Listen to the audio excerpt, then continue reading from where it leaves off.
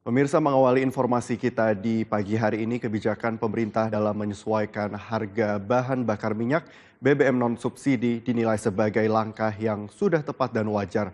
Pengamat kebijakan publik Abdul Fattah menyatakan bahwa kebijakan ini perlu dilakukan agar harga BBM mengikuti mekanisme pasar dan tidak membebani APBN dengan subsidi yang tidak semestinya.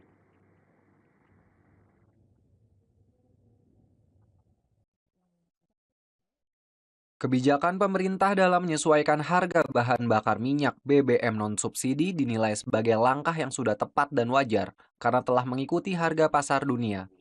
Pengamat kebijakan publik Abdul Fattah menyatakan bahwa kebijakan ini perlu dilakukan agar harga BBM mengikuti mekanisme pasar dan tidak membebani APBN dengan subsidi yang tidak semestinya.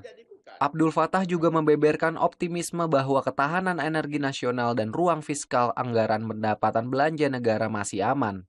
Berdasarkan analisisnya, terhadap konsumsi BBM jenis Pertalite dari Januari hingga Mei 2026, realisasi penyaluran masih berada di bawah kuota yang ditetapkan.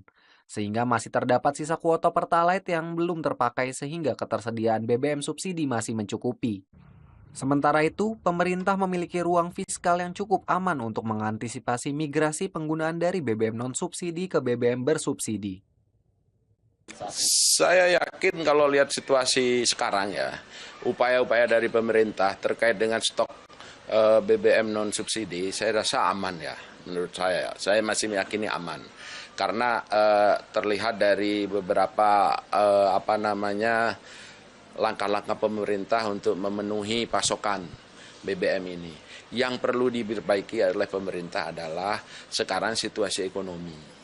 Situasi ekonomi ini agar secara psikologis masyarakat ini masih nyaman. Ternyata mengalami beberapa problem di masalah distribusi di beberapa SPBU. Sehingga beberapa SPBU mengalami kelangkaan Pertalite. Ini karena apa? Karena terjadinya peralihan pengguna Pertamax ke Pertalite. Dan itu setelah saya analisa lagi, ternyata itu di SPBU tertentu yang memang dekat dengan komplek-komplek masyarakat yang ekonominya menengah ke atas. Selain BBM, ia juga mengingatkan pemerintah untuk memantau dengan cermat komoditas krusial lainnya, seperti pemberian subsidi dalam bahan pokok, kenaikan listrik dan gas LPG agar pasokan tetap terjaga, serta terus mendorong perekonomian dan menumbuhkan kepercayaan masyarakat.